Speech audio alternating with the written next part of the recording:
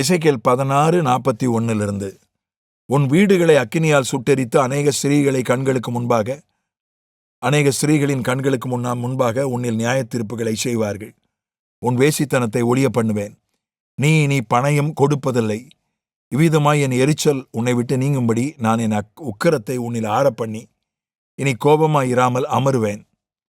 நீ உன் இளவயதின் நாட்களை நினையாமல் இவைகளை எல்லாவற்றினாலும் எனக்கு கோபம் உண்டாக்கினபடியினால் இதோ நான் உன் வழியின் பலனை உன் தலையின் மேல் சுமர பண்ணுவேன் என்று கர்த்தராகிய ஆண்டவர் சொல்கிறார். அதனாலே இனி உன் எல்லா அருவருப்புகளினாலும் இப்படிப்பட்ட முறைகேடான காரியத்தை செய்ய மாட்டாய். ஆண்டவர் எருசலேம் ஜனங்களை பார்த்து சொல்றாரு, நான் உங்களை தண்டிப்பேன், எப்படியெல்லாம் தண்டிப்பேன்னு விவரமா சொல்றாரு. சொல்றாரு, இனி பணயம் கொடுப்பதில்லை, இனி நீ காசு செலவு பண்ணி பாவம் செய்வதில்லை. அப்புறம் 43 கடைசியில் சொல்றாரு, இனி உன் எல்லா அருவருப்புகளினாலும் இப்படிப்பட்ட முறைகேடான காரியத்தை செய்ய மாட்டாய். இனி நீ முறைகேடான காரியத்தை செய்ய மாட்டாய். இவரே சொல்றார். ஏன்னா நான் உன்னை தண்டிச்சிட்டேன், அவ்வளோ அடிச்சிருக்கேன். அது உண்மைதான். பாபிலோன் சிறையிருப்புக்கு அப்புறம் நீங்க பார்த்தீங்கன்னா இஸ்ரவேல் ஜனங்கள் விக்கிரக ஆராதனை பண்ணவே இல்லை. யாக்கோபு காலத்திலேருந்து விக்கிரக ஆராதனை பண்ணியிருக்கேன். யாக்கோபினுடைய பிள்ளைகளே விக்கிரக ஆராதனை. யாக்கோபுடைய மனைவியே, யாக்கோபினுடைய காதல் மனைவி ராகேலே விக்கிரகத்தை எடுத்து ஒழிச்சு வச்சிருந்தான். யாக்கோபினுடைய பிள்ளைகளை மறுபடியும் பெத்தேலுக்கு அழைத்து சென்ற போது, பெத்தேலுக்கு எடுத்து சென்ற போது விக்கிரகங்களை எல்லாம் அவங்க அகற்றினாங்க, தங்களை சுத்திகரிச்சாங்க. யாக்கோபுடைய மனைவி பிள்ளைகளிடத்துல கூட விக்கிரகம் இருந்துச்சு. அது பாபிலோனுடைய சிறையிருப்பு வரைக்கும் அது நீடித்தது. ஆண்டவர் பாபிலோன் சிறையிருப்பில் வச்சுதான் அவங்கள நல்லா வச்சு செஞ்சார். அடி பின்னிட்டார். பாபிலோன் சிறையிருப்பில் 70 வருஷம் அடி பின்னிட்டார். வனாந்திரத்தில் நடந்து வரும்போதும் விக்கிரகத்தை வணங்கினாங்க. 40 நாள் மோசே காணாமல் போயிட்டா கண்ணுக்குட்டி செஞ்சிட்டானுங்க. ஆரோனை வச்சே கண்ணுக்குட்டி செஞ்சிட்டாங்க.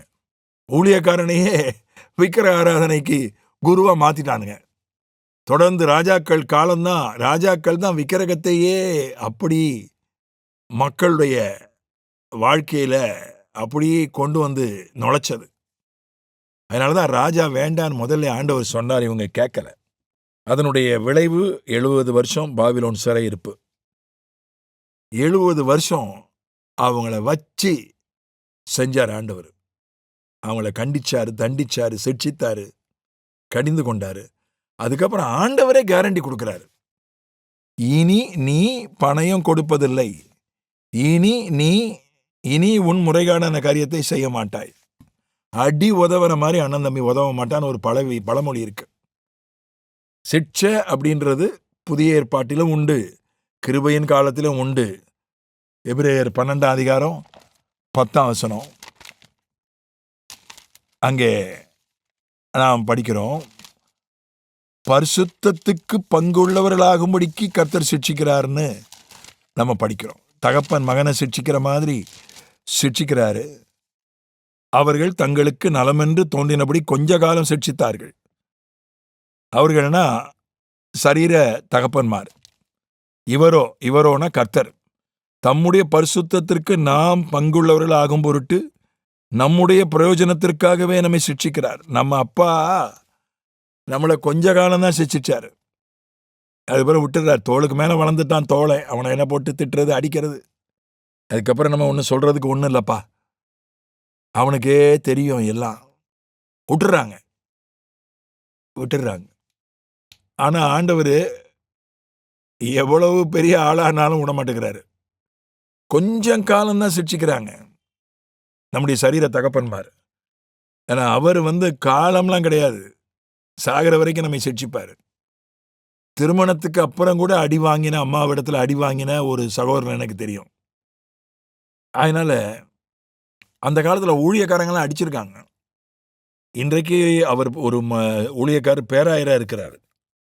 அவர் என்னுடைய நண்பர் ஒருவருடைய தாத்தா, அவரும் பேராயரா, பெரிய ஸ்தாபனத்துல பேராயரா இருந்தவர். அவர்கிட்ட அதுலேருந்து வெளியே ஒரு ஸ்தாபனம் ஆரம்பிச்சாரு. அதில் தான் இவர் இன்றைக்கு பேராயராக இருக்கிறவர் ஊழியம் செஞ்சார். அவர் என்கிட்ட சொன்னார், நான் அவர்கிட்ட அடிலாம் வாங்கியிருக்கிறேன், என்னை அடிச்சிருக்கிறாரு. தலைமை ஊழியக்காரரு உடன் ஊழியக்காரர் அடிச்சிருக்கிறாரு. அதனால தான் இப்போ நல்லா இருக்கிறேன்னாரு. அந்த குடும்பத்துக்கு, என்னுடைய நண்பர் குடும்பத்துக்கு ரொம்ப நன்றியாக இருப்பார். ஏன்னா அவங்க தாத்தா தான் இவரை உருவாக்குனது. இன்னைக்கு அவர் நல்ல வசதியாக நல்ல ஆசீர்வாதமாக பேராயராக இருக்கிறார். சில நேரங்களிலே என்னை கூப்பிடுவார். ஆலோசனை தேவை என்றால், அரசாங்க தொடர்பிலே ஊழியத்திலே ஆலோசனை தேவை என்றால் என்னை கூப்பிடுவார். என்னை அழைத்து கேட்பார். அதனால இப்போலாம் அப்படி அடிக்க முடியாது. இங்கிலாந்து நாட்டில் பிள்ளைகளே அடிக்க முடியாது. அப்பா அம்மா பிள்ளைகளே அடிக்கக்கூடாது. உடனே போலீஸ் கைது செய்து கொண்டு போய்விடும். பக்கத்து வீட்டுக்காரனே ஃபோன் பண்ணி சொல்லிடுவான், பிள்ளைங்களை அடிக்கிற மாதிரி சத்தம் கேட்குது, என்னன்னு பாருங்க, போலீஸ் வந்துடும். இங்கிலாந்தில். நம்ம நாட்டில் சட்டம் கொண்டாந்துட்டாங்க. ஆசிரியர்கள் திட்டக்கூட கூடாது. திட்டி போலீஸ் காய்ஸ் ஆன சம்பவங்களையெல்லாம் என் கண்ணால் பார்த்துருக்கிறேன். நான் இருக்கிற ஊர்லேயே அது ஆகியிருக்குது.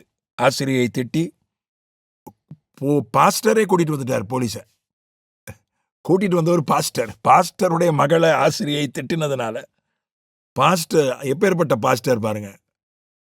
இப்படிப்பட்ட பாஸ்டர்கள்லாம் இருக்காங்களேன்றதுக்காக நான் ஆச்சரியப்படுகிறேன், அதிசயப்படுகிறேன். என் மகளை திட்டாங்கன்னு அவரு காவல்துறையில் புகார் பண்ணி காவல்துறை போய் விசாரிச்சாங்க. அவங்க நீங்கள் பண்ணது சரின்னு தான் சொன்னாங்க. சட்டப்படி தப்பாக இருக்கலாம், நீங்கள் பண்ணது சரிதான் சொன்னாங்க. இப்படிப்பட்ட காலத்தில் நம்ம வாழ்ந்துட்டு இருக்கிறோம். அதனால் ஆசிரியர்கள் அளந்து தான் நம்மளை திட்ட வேண்டியிருக்கு. அடிக்க முடியல. போலீஸும் அடிக்க முடியாது. மனித உரிமைகள் வந்துடுச்சு. ஆனால் அடிக்காட்டா வேலை நடக்காது. மாவு கட்டு போட்டு விட்டுறாங்க. முன்பு போலலாம் என்கவுண்டர் பண்ண முடியாது. போலீஸுக்கே நிறையா கட்டுப்பாடுகள் வந்துடுச்சு. அதனால் துன்மார்க்கருக்கெல்லாம் மனித உரிமைகள்லாம் துன்மார்க்கருக்கெல்லாம் செல்லுபடி ஆகாது. மூடனுக்கு பரம்படி தான். துன்மார்க்கனுக்கு மனித உரிமைகள்லாம் அவனுக்கு மனித உரிமைகள் கொடுத்தா நாடு உருப்படாது. ஆனால் வேறு வழி இல்லை. சட்டம் என்பது இருக்கும்போது எல்லாருக்கும் ஒன்று தான். இன்றைக்கு அப்பா அம்மாரு, அடிக்காத அப்பா அம்மாரும் இருக்காங்க. எங்கள் அப்பா என்னை ஒரே ஒரு தடவை தான் அடிச்சிருக்காங்க. ஆனால் அவங்க புத்தி சொல்வது உண்டு. அதை கடைசி வரை சொல்லியிருக்கிறார்கள். சில அப்பா அம்மார் அதுவும் விட்டுடுறாங்க. அவனுக்கே தெரியும், அவன் தோளுக்கு மேலே வளர்ந்துட்டான். கொஞ்ச காலம்தான் சிரிச்சிக்கிறாங்க அப்பா அம்மார். ஆனால் பரலோக தகப்பன் கடைசி வரைக்கும் சிரிச்சிக்கிறார். இவரோ நம்ம பரிசுத்தத்துக்குள்ள வர்ற வரைக்கும் நம்மை சிரிச்சிக்கிறார். அவரே கேரண்டி கொடுக்கிறார், இனி நீ பாவம் செய்ய மாட்டாய். 38 வருஷம் ஒருத்தன் வியாதி படுக்கையில் கிடந்தான். அவனை ஏசுனா யாருன்னே தெரியாது. ஏசு தேடி போய் அவனை சுகமாக்கினாரு. அதுக்கப்புறம் சொன்னார், நான் தான் ஏசுன்னு அடுத்த சந்திப்பில் அறிமுகப்படுத்திக்கிட்டு சொன்னார், இனி பாவம் செய்யாது, அதிக கேடானது ஒன்றும் வராதபடி இனி பாவம் செய்யாதேன்னு அவனுக்கு புத்திமதி தான் சொன்னாரே தவிர நீ பாவம் செய்ய மாட்டாயின்னு கேரண்டி கொடுக்கல. ஆனால் இங்கே ஆண்டவர் எருசலேமுக்கு கேரண்டி கொடுக்குறார். ஏன்னா அவ்வளவு அடி, அவ்வளவு தண்டனை, அவ்வளவு சிக்ஷை. ஒரு தகப்பனை போல தான் சிக்ஷிக்கிறார். ஒரு தகப்பன் எவ்வளோதான் பிள்ளைய அடித்தாலும் சில நேரங்களில் அது கொஞ்சம் கடுமையாக இருக்கலாம், கொடுமையாக தெரியலாம். ஆனால் அது நல்லதுக்கு தான். இந்த கிருபையின் காலத்திலும் இந்த புதிய உடன்படிக்கையிலும் இது எபிரேயரில் தான் இருக்கு. ஆண்டவர் நம்மை சிக்ஷிக்கிறார், நம்மை பரிசுத்தப்படுத்தும்படியாக. ஆமென்.